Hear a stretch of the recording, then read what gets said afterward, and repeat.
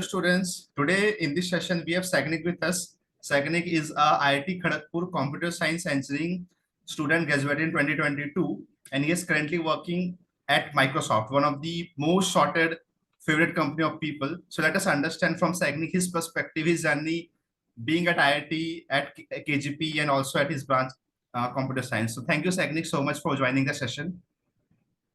Yeah, thanks for calling me. Sagnik, wanted to understand your JOSA journey. How was your JOSA journey? Why did you choose this computer science engineering as a branch? So in fact, I did not get into IIT Kharagpur in computer science. I after getting in, I changed my branch to computer science at the end of my first year. So basically, it's whatever the best thing that you can get at your rank. I went with the same approach. So I joined in EC at IIT Kharagpur. So I think that was the best that I could get at my rank, in my opinion. So again, the same dilemma that everyone faces, that should I compromise a bit on college and go for a better branch, Right. or should I just go for the best possible college at my rank and choose whatever branch I can get at that college. So I took kind of a middle path. So I decided to go for IIT Kharagpur EC. So I could have gone for CSE at some lower IITs, or I could have gone for a lower branch, chemical or maybe electrical power and automation at Delhi or Bombay. But I chose somewhat of a middle ground here. So I chose EC at Kharagpur. And after that, after joining Kharagpur, so the idea that can change our branch was already there, but I did not join Kharagpur with the intention to change my branch. So I had a decent CGPA in my first semester, but in my second, and I was in fact planning to not apply for changing my branch at the end of my first semester. But then we had very basic CSA course, I would say, like CS 101, which is not in any way related to what we would be studying for the next 3 years, but gives us a flavor of the branch, I would say. And I would say that that was the one course that I enjoyed the most during my first year. And I felt like I kind of had a natural flair at it. So I decided to go for apply for the branch change anyways. And thankfully, I had a decent enough CGPA to secure the branch change. Okay. So very interesting story. I think the learning lesson is, I think even after getting a decent branch, you get an option in the first year itself to get a good good CGP Yep. and change your branch. Right. Wanted to Yep. understand a little bit more about computer engineering. If you know, at present times, computer engineering is at a high pace. It's one of the most lovable branches people are aspiring for. So what exactly is computer engineering, and what are the common myths? What do you study? What are common myths that are associated with this branch? So computer engineering, I would say that it's not restricted to any single domain. It's like a very wide field, as is any other engineering field for that matter.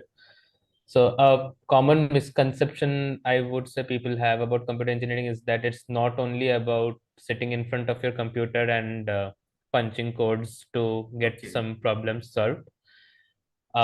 So there are many facets to it, and people choose which path they want to take based on their interests. So one aspect of it is definitely getting into the software engineering industry, which again, it's not necessary for you to be a computer science engineer to get into this industry, but it definitely gives you a head start, and the barrier of entry for a computer science engineer would be a bit lower, and the amount of additional effort they have to put in would be a bit lower if they want to get into this industry. But apart from this, there are obviously many other areas or domains. So for people who, let's say, like the theoretical side of things, theoretical computer science is a very lucrative area, which I would say many people don't know about. at least I didn't have much idea about when I joined my college. It's something I came to know about during my college, and that's a very interesting field. So if I move away from the application side of things, if I go towards a theoretical side of things, computer science has enough, I would say, opportunities for people who want to, let's say, go for theoretical studies, theoretical higher studies. It so yeah, the major misconception here is that it's not only about writing code. There are several facets to computer science engineering, and it gives the option for us to choose our own path based on what we like or what we dislike. Okay, right. Yeah. So yeah, very, very true point you have said. Ki CSC has a lot of implications in a lot of domains, lot of fields. So you can't restrict to a single thing. Punching codes on a PC holder. There's a lot of things you can do. A lot of amazing stuffs you can create. People are going to Mars. People are going to Moon, and all due to the innovation of technology and computers. So that's how amazing the field is. Can you tell a bit about the courses that we study in the second, third, and fourth year of the engineering in CSC? What are the major courses? 3 to 4 courses, if you can name them. Okay, so I'll start with the second year. As the in first year, it's like a basic CSC 101 course, which like gives a very brief introduction to one particular programming language, and like gives a flavor of the curriculum that is to come, I would say. From the second year, we start diving into the courses related to computer science. So uh, there would be courses based on data structures and algorithms, which is basically uh, which basically teaches us that given a problem, how we can, let's say, efficiently solve it and then codify our solution.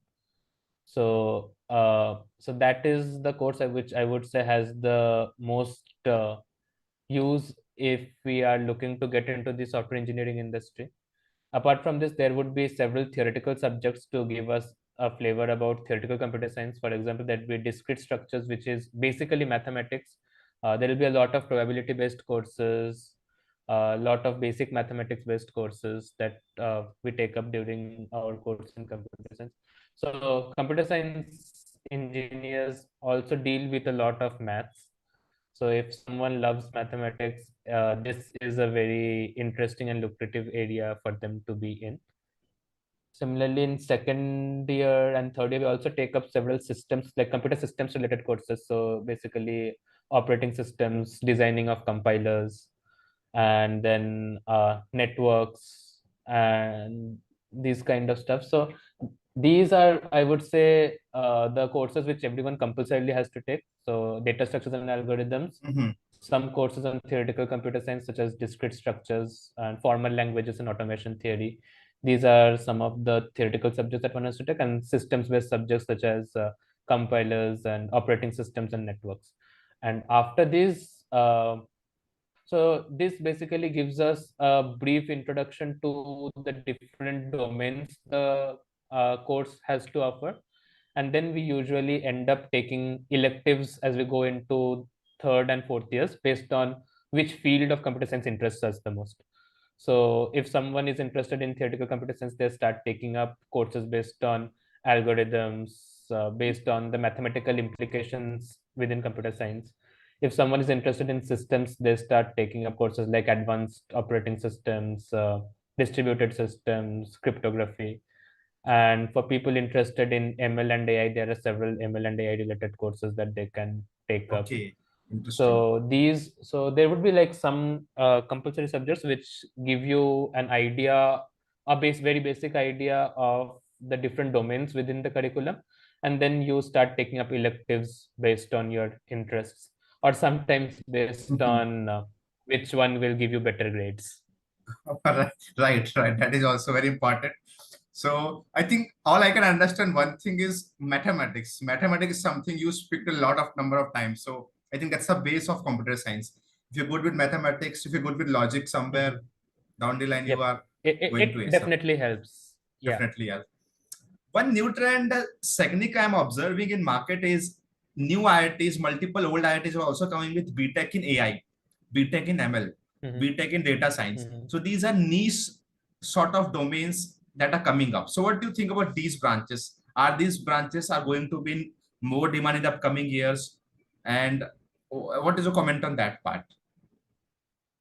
I can't say that they will be in more demand than, let's say, someone who has studied genetic computer science. Mhm. But yeah, there will definitely be a demand for these areas since these are up and coming areas with a lot of openings and opportunities in the industry and beyond. So yeah, I would not say that they would for definitely have more opportunities, but these are definitely interesting proposals. So even in for, let's say, someone who is studying just computer science and engineering at IIT Kharagpur, right? They can take up a lot of courses related to ML, AI, data science, analytics, and ace in them and enter into the same domain that the students studying these courses would enter. Okay. So yeah, these are definitely, I would say, interesting career choices to start your B.Tech journey by going into a very niche domain. But yeah, the demand for these are definitely there. But Right. from a personal point of view, it's not something that I would probably have taken if I would have a choice between, let's say, B.Tech in computer science or B.Tech in AI. I would personally prefer to take B.Tech in computer science because it keeps much more doors Mhm. open for me during my B.Tech, I would say. But yeah, these are again up and coming areas with lot of opportunities that can be Right. exploited. Or in case student is getting the best possible branch is this only, maybe B.Tech in AI, so he can be pursue to enter the software Yeah, development domain. Or right, definitely.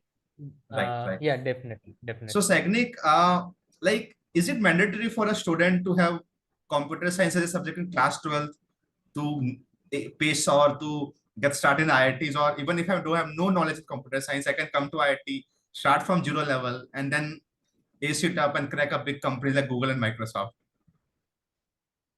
I'll say something. My class 12 composition subject composition was physics, chemistry, maths, biology, and English. Okay. So I am a PCMB student. So although I did have computer science in 10th, so I had a very basic understanding of computer science, but like that's not something that would greatly help in my college, right? So yeah, it's definitely not required to have prior knowledge of computer science or programming or coding in general to catch up. Maybe just a The dedication. thing, not even dedication. So what I have seen during my first year in college is that uh, PDS, that is the programming and data structures, that was the CSE 101 course that we had. So there was like a fear for PDS among students, right? So even before they would start, it was like something, like they would assume that it would be something that would be too difficult for them to handle, and that is why they would probably not put in the effort that this course demands, because they have like a prior mental block that this is something that is beyond me. I don't know anything about computers. I haven't studied computer science in my 12th. There are students around me who had computer science in 12th, so they have an edge before me, and it's not a gap that I can maybe cover up. So the people start with a mental block, which I think makes them not put enough effort into the course during the first year. But yeah, it's definitely not something that is very difficult or something with a very high barrier of entry, which you cannot cover up as when compared to students who have had prior experience in computer science in their 12th. So yeah, it's definitely not required, I would say. But Okay. yeah, one should be willing to put in that extra bit of effort to cover up the Effort. gap, but not a prerequisite in any means. Interesting, interesting. So let's talk a bit about the away from the academics part and more internships placements. So I don't need to talk about, but still, what are the top companies that are coming on campus for recruiting CSE graduates? Is it like whatever we can think the name of Google, Microsoft, Facebook, Amazon? Yep. Right. Yep. I mean, any big tech company would come into IITs to take up students, and they don't not only open up for computer science students, they open up for computer science, like at least for computer science, ECE, and maths and computing. These three courses, like there are hardly few companies who would be recruiting in the software engineering domain, definitely, who would not open up for these three branches. Apart from this, most companies open up for most branches. So yeah, it does not, I wouldn't say it does not matter. It helps a bit to be in one of these branches, but yeah, it they have their opportunities open for all branches. So if there is someone in another in a non CSE related branch who has decent expertise in the software engineering field, they can definitely get into these companies as well. I wouldn't say in the decent expertise in the software engineering field, decent expertise in data structures and algorithms. That's all that is required to crack a job in the software engineering industry straight out of college. So Okay. yeah, being in So CSE or EC or MNC helps, but it's not right, right, if you are not in these three, all doors are closed for you. right. So the key message is that irrespective of your branch, if you are interested in this coding domain, companies are opening up the gates for you. You come, you showcase your skill set and get into it. Right, right. Got Yeah, it. companies open up, but then you have to put in that extra effort, because like Extra effort. companies would also have like a minimum CGPA requirement, right? But this Right, right, CGPA you will have to score through getting good grades in your core courses, which are not related to computer science or data structures and algorithms in general. So you would have to put in that extra effort to ensure that you maintain a decent grade in your core subjects, while at the same time you have to build up your proficiency on the other side of things. So you have to put in right. that extra bit of effort, but it's not that it's impossible. There are many people who get into the big tech companies from other non Okay, okay. circuitous branches. And even if I see your profile personally, you have done the internship at Microsoft only, and again then got Mhm. placed into Microsoft. So is the same true for internships as well? In internships, also big companies come, all the non-core Yep. students are also allowed. And okay, got it. Yep. All right. Okay, so let's move a bit apart from internships and placements because mostly data are out in the market and people know how things work in CSE. How about the other domains? Let's say you are in IIT and you want to pursue something else apart from your CSE branch, something related to business, something related to finance, something other courses. So are you allowed to take such courses apart from your normal computer science course? Um, See, there is nothing that you cannot take a course. The only thing Okay, is you might have to take them as additional courses.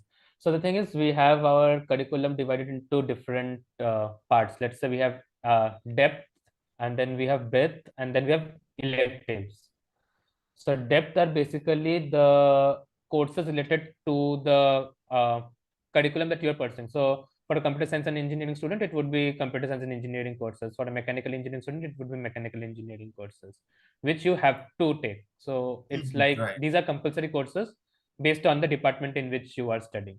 So these are the depth courses, which will be related to the domain of the department in which you are studying. Then comes electives. Electives are again of two types, closed and open. So closed electives are, so you will be given a pool of subjects or courses related to your department, and Mhm. you have the option of picking say two or three out of them. So there Okay, will be courses from theoretical if I talk about computer science, right, there will be courses from theoretical computer science, there will be courses related to ML and AI, there will be systems related courses, and based on your interest you take up these courses.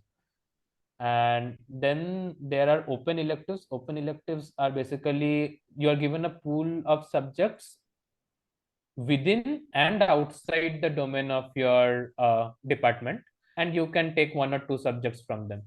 okay, So interesting. there are even courses like, let's say, finance courses, there is like economics, Okay, and so there is like entrepreneurship courses that you might take want to take up.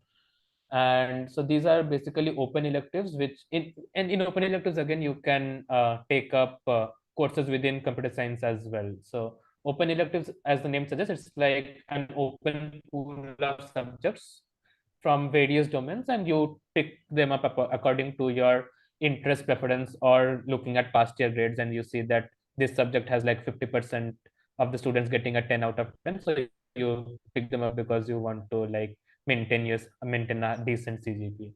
So there are like several things which goes on while picking up a subject. And apart from this, if you are like really interested in a subject in a course, and these are not being offered to you as part of an elective, you always have the option of taking up additional subjects. So Okay. additional subjects are basically courses that you take up over and above what is defined within your curriculum. So these don't end up affecting your CGPA, but these courses will appear in the final transcript that you get, that this student has taken up these courses.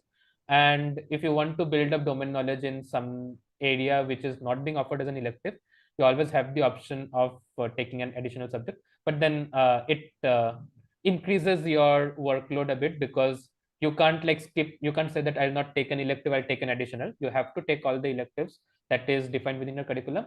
And then if you feel that you have the additional bandwidth to take up one or two extra subjects, you take up those additional subjects based on your interests. Okay, interesting. So just to sum it up, lot of opportunities. Whatever you want to study, that is there.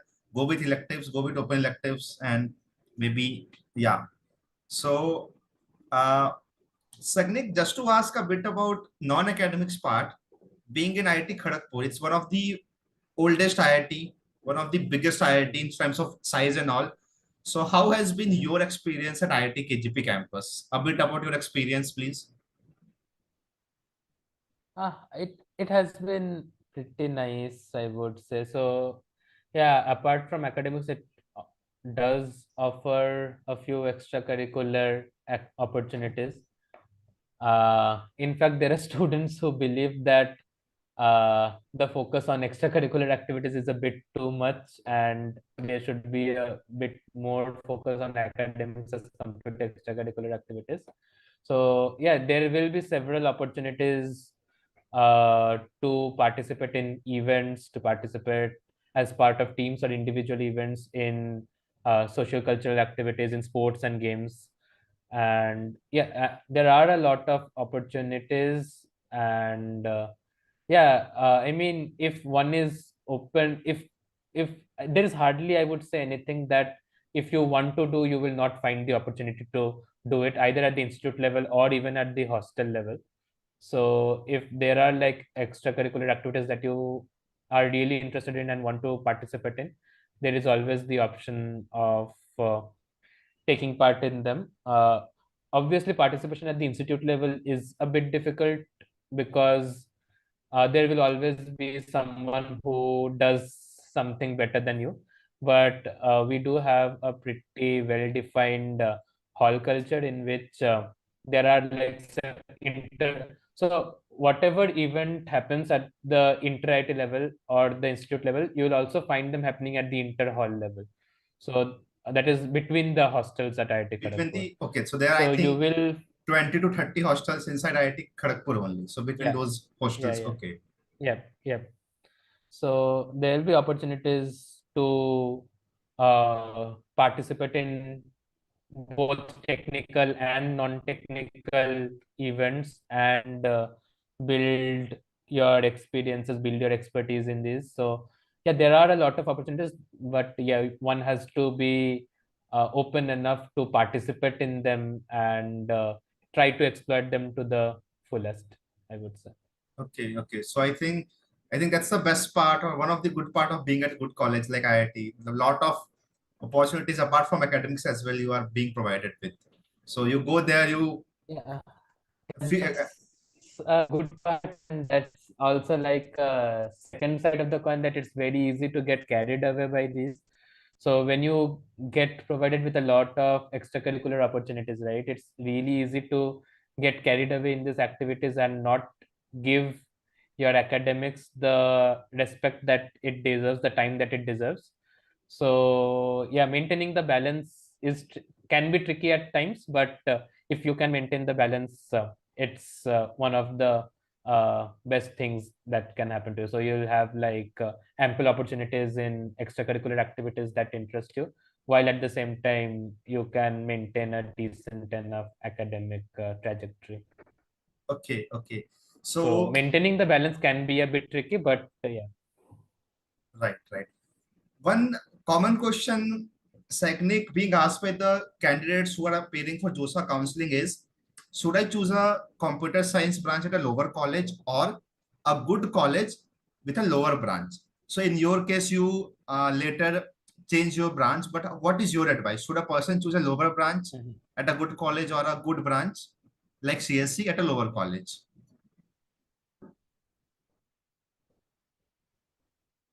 Again, there is no right or wrong answer to this question, I would say. It completely depends on the perspective of the student.